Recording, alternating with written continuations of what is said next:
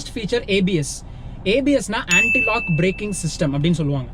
இப்போ இந்த anti lock braking system அப்படின்னா என்னன்னா, பேர்லயே இருக்கு ஆன்டி லாக், அதாவது பிரேக்கை வந்து லாக் ஆகாம தடுக்கும். எதுக்காக நம்ம இந்த பிரேக்கை லாக் பண்றதை தடுக்கணும்னா, ஃபார் எக்ஸாம்பிள் லெட்ஸ் டேக் ஒரு ஏபிஎஸ் இல்லாத ஒரு காரை நம்ம எடுத்துக்கலாம்.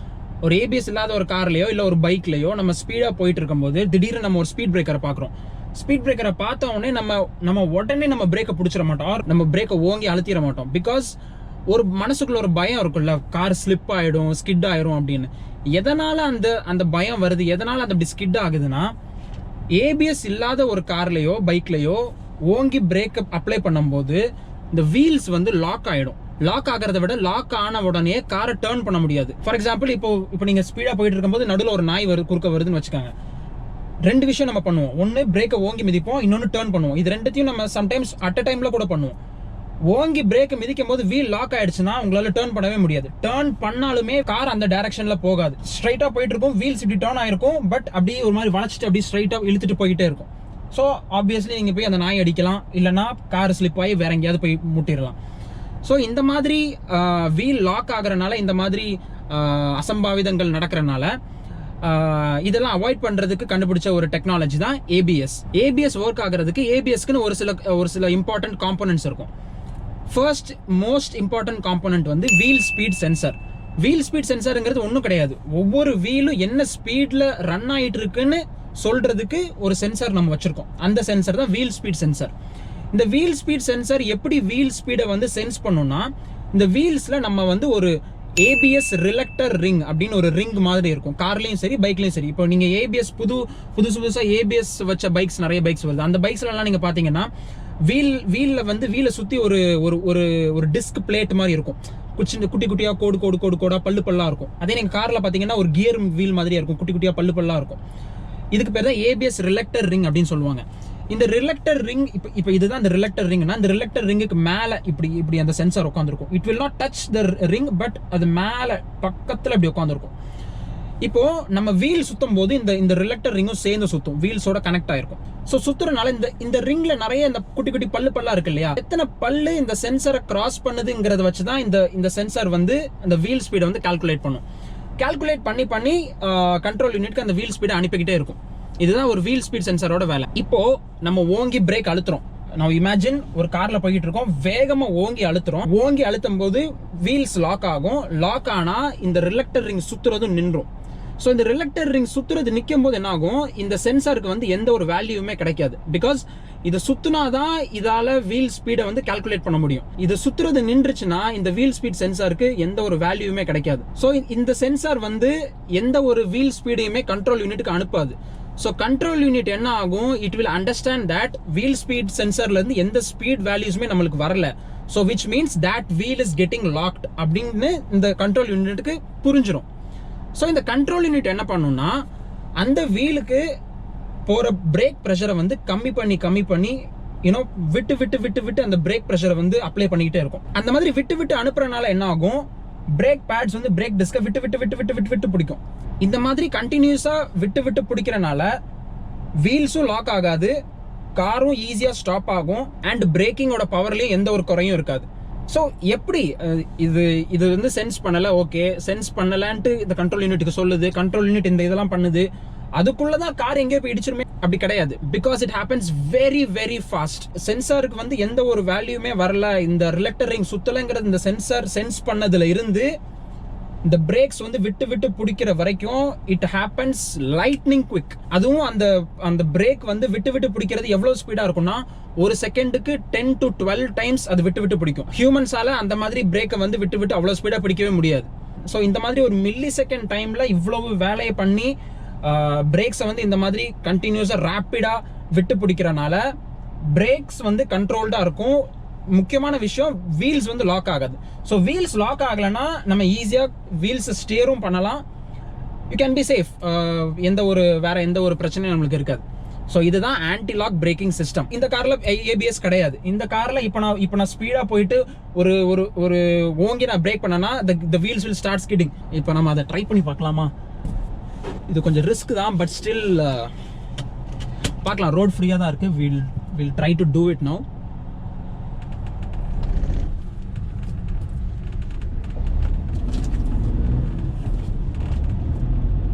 பயப்பட வேண்டாம், நான் மெதுவாக போய் தான் பண்ணுறேன். இப்போ 40 km ஸ்பீடில் இருக்குன்னா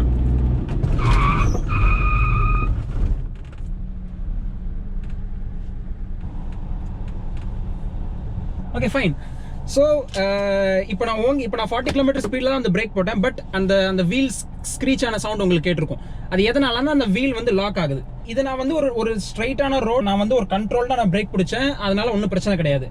அதுவே இப்போ நான் ரொம்ப ஸ்பீடாக வந்து 100 120 வந்து பிரேக் போட்டு நான் டேர்ன் பண்ணணும் அப்படின்னா நடக்காத காரியம், எதுவுமே நடந்திருக்காது. அப்படியே ஸ்லிப்பாகி அப்படியே இழுத்துட்டு அப்படியே போயிட்டே இருந்திருக்கும். ஸோ இந்த மாதிரி கேட்டஸ்ட்ராஃபிக் மூமெண்ட்ஸை வந்து அவாய்ட் பண்ணணுங்கிறதுக்காக தான் ஏபிஎஸ்ங்கிற ஒரு டெக்னாலஜி கொண்டு வந்திருக்காங்க. It is very very very important technology. Government வந்து இந்த டெக்னாலஜியை வந்து எல்லா கார்ஸ்லையுமே இப்போ வந்து கம்பல்சரி ஆக்கிட்டாங்க. Next important feature is EBD, which is electronic break force distribution. இப்போ இந்த எலக்ட்ரானிக் பிரேக் ஃபோர்ஸ் டிஸ்ட்ரிபியூஷன் என்ன பண்ணுன்னா, ஃபார் எக்ஸாம்பிள் நம்ம ஸ்பீடாக போயிட்டு நம்ம இப்படி ஒரு டேர்ன் பண்ணும்போது என்ன ஆகும், இப்போ ஃபார் எக்ஸாம்பிள் நம்ம லெஃப்ட்ல டேர்ன் பண்ணுறோம்னா காரோட வெயிட் வந்து ரைட்ல ஆக்ட் ஆகும். அதாவது நம்ம எல்லாரும் ரைட்ல சரியுவோம், காரும் ரைட்ல சரியும். So front right wheel and rear right wheel, இந்த 2 வீல்ஸ்லையும் அதிகமான வெயிட் ஆக்ட் ஆகும். அண்ட் இந்த 2 வீல்ஸ்லையும் கம்மியான வெயிட் ஆக்ட் ஆகும். ஒரே டைம்ல 4 வீல்ஸ்லையும் டிஃப்ரெண்டான வெயிட் ஆக்ட் ஆகிறனால 4 வீல்ஸ்க்கும் டிஃப்ரெண்டான பிரேக் ப்ரெஷர் தேவைப்படும். இப்போ இந்த வீல்லையும் அதிகமான வெயிட் ஆக்ட் ஆகிறனால ஒரு டேர்ன் பண்ணும்போது நீங்க பிரேக் பண்ணீங்கன்னா இந்த வீலுக்கும் அதிகமான பிரேக் ப்ரெஷர் தேவைப்படும். அப்படி அதிகமான பிரேக் ப்ரெஷர் அந்த 2 வீலுக்கும் கொடுத்தா மட்டும்தான் நம்ம டேர்ன் பண்ணும்போது கார் வந்து ஸ்டேபிளா ப்ராப்பரா பிரேக் ஆகி டேர்ன் ஆகும். எந்தெந்த வீலுக்கு எவ்வளவு பிரேக் ஃபோர்ஸ் தேவையோ அதை கால்குலேட் பண்ணி அதுக்கேற்ற மாதிரி பிரேக் ஃபோர்ஸை டிஸ்ட்ரிபியூட் பண்றது தான் இந்த எலக்ட்ரானிக் பிரேக் ஃபோர்ஸ் டிஸ்ட்ரிபியூஷனோட வேலை. இந்த எலக்ட்ரானிக் பிரேக் ஃபோர்ஸ் டிஸ்ட்ரிபியூஷன் வந்து இதுவுமே வந்து ஏபிஎஸ் இருக்கிற எல்லா கார்ஸ் கூடயும் இந்த இபிடிங்கிறது சேர்ந்து தான் வரும். அதனால தான் வந்து ஏபிஎஸ் வித் இபிடி அப்படின்னு எல்லா கார்ஸ்லையும் போட்டிருப்பாங்க. அது சேர்ந்து வரலாம், இல்லாமலும் இருக்கலாம், ஏபிஎஸ் மட்டும் இருக்கலாம்.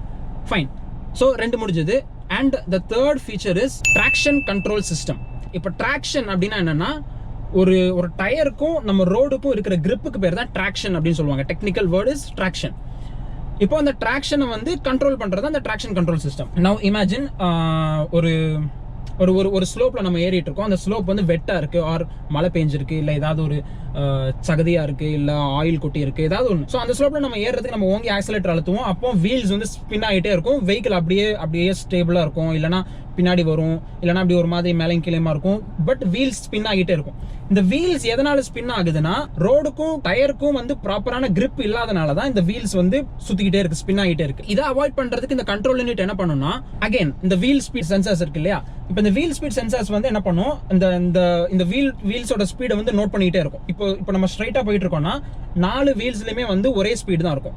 பட் அதுவே நம்ம ஸ்லோப்ல ஏறும்போது இந்த வீல்ஸ் வந்து வேகமா சுத்தும். அப்போ இந்த 2 வீல் ஸ்பீட் சென்சர்ஸ்ல இருந்து வீல் ஸ்பீடு வந்து அதிகமா அந்த கண்ட்ரோல் யூனிட்டுக்கு போகும்.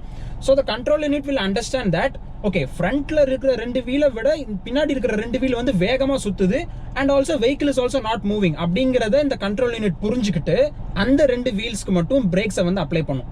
ஸோ பிரேக்ஸ் அப்ளை பண்ண என்ன ஆகும்னா, அந்த வீல்ஸோட ஸ்பீடு வந்து கொஞ்சம் கொஞ்சமா குறைஞ்சிக்கிட்டே வரும். வீல்ஸோட ஸ்பீடை குறைச்சா மட்டும் போதாது, அடுத்து நம்ம ஆக்சலரேட் பண்ணும்போது திரும்பி அதே மாதிரி ஸ்லிப் ஆக தானே செய்யும். ஸோ நம்ம திரும்ப ஆக்சலரேட் பண்ணும்போது அந்த வீல்ஸ்க்கு எவ்வளவு பவர் தேவையோ அவ்வளவு பவரை மட்டும்தான் அந்த வீல்ஸ்க்கு அனுப்பும். இதுதான் இந்த கண்ட்ரோல் யூனிட்டோட வேலை. ட்ராக்ஷன் கண்ட்ரோல் சிஸ்டம் பொறுத்த வரைக்கும் இந்த கண்ட்ரோல் யூனிட்டோட வேலை வந்து 2 வேலை. ஒன்று, அந்த வீல்ஸோட ஸ்பீடை குறைக்கணும், அண்ட் நம்ம ஆக்சலரேட் பண்ணும்போது அந்த வீல்ஸ்க்கு வந்து எவ்வளவு பவர் தேவையோ அந்த பவரை மட்டும் கொடுக்கணும். So it is also controlling the braking and also controlling the acceleration. So இப்படி பிரேக்கிங்கையும் கண்ட்ரோல் பண்ணி ஆக்சலரேஷனையும் கண்ட்ரோல் பண்ணுறதுனால என்ன ஆகும், இந்த வீல்ஸ் வந்து மெதுவாக சுத்த ஆரம்பிக்கும். நீங்கள் எவ்வளவுதான் ஆக்சலரேட் பண்ணாலும் ஃபர்ஸ்ட் கொஞ்ச நேரத்துக்கு அந்த வீல் ஸ்லிப் ஆகும். ஸோ ஸ்லிப் ஆகிறது தெரிஞ்சோடனே இந்த control unit will act, and then wheels மெதுவாக சுற்றி it will take you away from that slippery surface. இதுதான் traction control system. Fourth thing is ESP. ESPனா எலக்ட்ரானிக் ஸ்டெபிலிட்டி ப்ரோக்ராம். இப்போ இந்த electronic stability program it is also அதுவுமே வந்து காரை வந்து ஸ்டெபிலைஸ் பண்ற ஒரு ஃபீச்சர் தான். இப்போ நம்ம ஹைவேஸ்ல நம்ம ஸ்பீடா போயிட்டு இருக்கோம், அந்த டைம்ல ஏதாவது ஒரு ஆப்ஜெக்ட் நடுவில் வருது, இல்லை ஏதோ ஒரு கல்லோ ஏதோ ஒன்று கிடக்குது, நம்ம அதுக்கு மேலே ஏற்ற முடியாது. அப்படிங்கும்போது நம்ம அந்த லேன்ல இருந்து அடுத்த லேனுக்கு வருவோம். அடுத்த லேனுக்கு வந்து திரும்ப அந்த லேன்ல மெயின்டைன் பண்றதுக்கு you will counter steer back. So இந்த மாதிரி பண்ணும்போது, அதுவும் ஸ்பீடா வந்து பண்ணும்போது கார் வந்து அதோட ஸ்டெபிலிட்டியை மிஸ் பண்றதுக்கு நிறைய சான்சஸ் இருக்கு. பிகாஸ் ஸ்பீடா வந்து நம்ம ஓங்கி டேர்ன் பண்ணா ஃப்ரண்ட் வீல் டிரைவ் காராக இருந்தால் ஒன்று அது அண்டர் ஸ்டியர் ஆகலாம், இல்லைனா ரியர் வீல் டிரைவ் காராக இருந்தால் அது ஓவர் ஸ்டியர் ஆகலாம். ஸோ ஒன்று நீங்கள் ஸ்கிட் ஆகி அந்த ஆப்ஜெக்டில் போய் இடிக்கலாம், இல்லைனா ஸ்கிட் ஆகி லேன்லேருந்து வெளியே வந்து லேனை விட்டு வெளியே போகலாம். இந்த மாதிரி எதுவாக வேணாலும் நடக்கலாம். இதெல்லாம் நடக்கிறதுக்கு என்ன காரணம்னா, ஃபர்ஸ்ட் திங் காரோட ஸ்டெபிலிட்டி வந்து மிஸ் ஆகுது. ஸோ இந்த ஸ்டெபிலிட்டியை மெயின்டைன் பண்ணுறதுக்கு நிறைய காம்போனன்ட்ஸ் சேர்ந்து ஒர்க் பண்ணும். என்னென்னலாம்னா, first wheel speed sensor. Wheel speed sensor is very very important in every feature. இன்னொன்று யார் ரேட் சென்சார். இந்த யார் ரேட் சென்சார் என்ன பண்ணுன்னா, அது வந்து காரோட சென்டர் பாயிண்ட்ல இருக்கும். ஒரு காரோட பாடியோட எக்ஸாக்ட் மிட் பாயிண்ட்ல தான் அந்த யார் ரேட் சென்சாரை வச்சிருப்பாங்க. இந்த யார் ரேட் சென்சார் எதை சென்ஸ் பண்ணி சொல்லும்னா, காரோட இந்த மாதிரி மோஷன் இருக்கு இல்லையா, கார் இப்படி மூவ் ஆகுறது பேர் தான் யான்னு சொல்லுவாங்க. ஸோ கார் எவ்வளவு இந்த மாதிரி மூவ் ஆகுது அப்படிங்கிறத சென்ஸ் பண்ணி சொல்றது தான் இந்த யார் ரேட் சென்சாரோட வேலை. And steering angle sensor. Steering வந்து நம்ம எவ்வளவு திருப்பி இருக்கோம் அப்படிங்கிறத சொல்றதுக்கு ஸ்டீரிங்ல வந்து ஒரு ஸ்டீரிங் ஆங்கிள் சென்சார் இருக்கும். இந்த எல்லா சென்சர்ஸும் அது சென்ஸ் பண்ற வேல்யூவை சென்ஸ் பண்ணி இந்த கண்ட்ரோல் யூனிட்க்கு சொல்லிக்கிட்டே இருக்கும். இப்போ நம்ம ஸ்பீடா போயிட்டு இருக்கும்போது ஒரு ஆப்ஜெக்ட் நடுவில் வருது, நம்ம சடனா நம்ம டர்ன் பண்றோம். டர்ன் பண்றப்போ கார் அதுக்கேற்ற மாதிரி டர்ன் ஆகலை, இல்லைனா நம்ம டர்ன் பண்ணதை விட கார் ஓவரா டர்ன் பண்ணுது அப்படிங்கிற டைம்ல ஸ்டீரிங் ஆங்கிள் சென்சார் ஒரு வேல்யூவை சென்ஸ் பண்ணி சொல்லியிருக்கும்.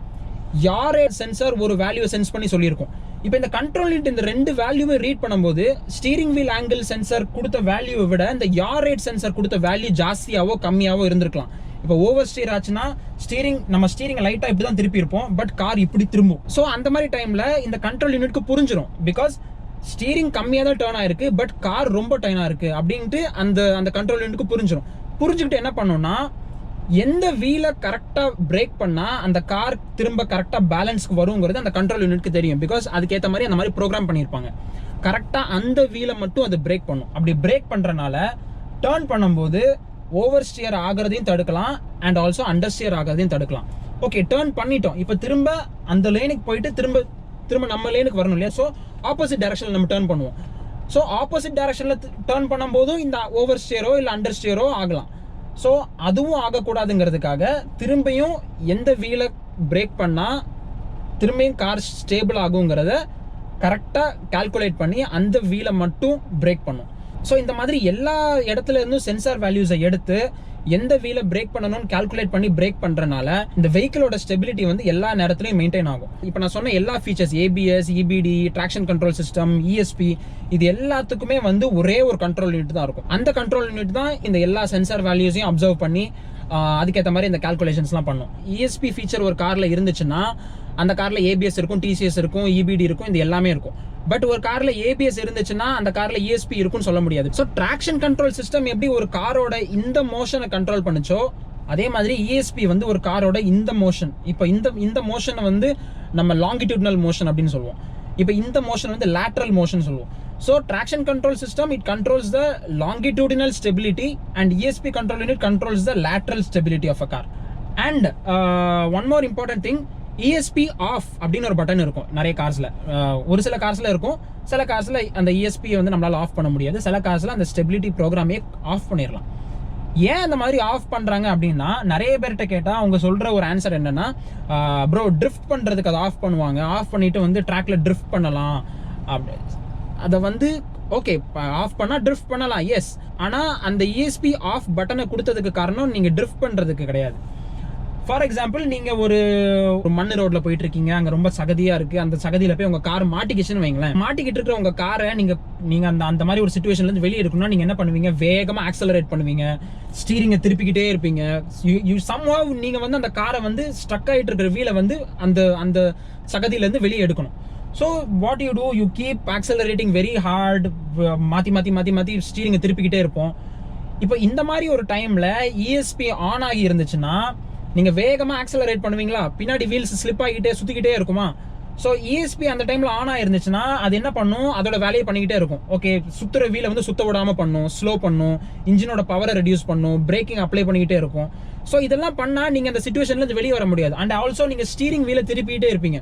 ஸ்டீரிங் வீலை திருப்பினா எப்படியாவது பாடி டர்ன் ஆகி வெளியே வந்துடும் அப்படிங்கிற ஒரு எக்ஸ்பெக்டேஷன் நம்ம திருப்பிக்கிட்டே இருப்போம். ஸோ அந்த மாதிரி திருப்புற நேரத்தில் இந்த ஸ்டீரிங் ஆங்கிள் சென்சாரும் இந்த யார் ரேட் சென்சாரும் அதோட வேல்யூஸை அனுப்பிக்கிட்டே இருக்கும். ஸோ அந்த ESP கண்ட்ரோல் யூனிட் என்ன பண்ணும், காரை ஸ்டெபிலைஸ் பண்ணிக்கிட்டே இருக்கும். அந்த வீலை வந்து பிரேக் பண்ணி காரை நீங்கள் எவ்வளவுக்கு எவ்வளவு காரை வெளியே எடுக்க ட்ரை பண்ணிட்டு இருக்கீங்களோ அவ்வளவுக்கு அவ்வளவு ESP கண்ட்ரோல் யூனிட் ஆப்போசிட்லேருந்து உங்களை அட்டாக் பண்ணிகிட்டே இருக்கும். ஸோ இந்த மாதிரி நடந்துட்டு இருந்துச்சுன்னா நம்ம காரை வந்து வெளியே எடுக்கவே முடியாது. ஸோ அந்த மாதிரி ஒரு சுச்சுவேஷன் நடக்கக்கூடாதுங்கிறதுக்காக இந்த ESP பட்டனை வந்து ஆஃப் பண்ணிவிட்டு நம்ம ஆக்சலரேட் பண்ணி ஸ்டியர் பண்ணி ஈஸியாக வெளியே எடுத்துடலாம். ஸோ ஆஃப் பண்ணிவிட்டு எடுத்துகிட்டு நீங்கள் அகைன் திரும்ப அதை ஆன் பண்ணிட்டீங்கன்னா ESP ஆன் ஆகிடும். ஸோ ESP ஆஃப் பண்ணிங்கன்னா உங்களுக்கு இங்கே ஒரு வார்னிங் வரும். ESPன்னு அந்த ESP சிம்பிள் போட்டு கீழே ஆஃப் அப்படின்னு வரும். Because it is telling you that boss ESP system வந்து ஆஃப்ல இருக்கு, ஸோ யூ பி கேர்ஃபுல் அப்படின்ட்டு நம்மளை வந்து இண்டிகேட் பண்ணுறதுக்காக அந்த ESP ஆஃப்ங்கிற ஒரு பட்டன் இருக்கும். So driving a car with ESP off is very very dangerous, but it will help you at sometimes. இந்த மாதிரி நான் சொன்னேன் இல்லையா, அந்த கார் சகதியில் மாட்டி இருந்துச்சுன்னா அது it will help us get out. So இதுதான் வந்து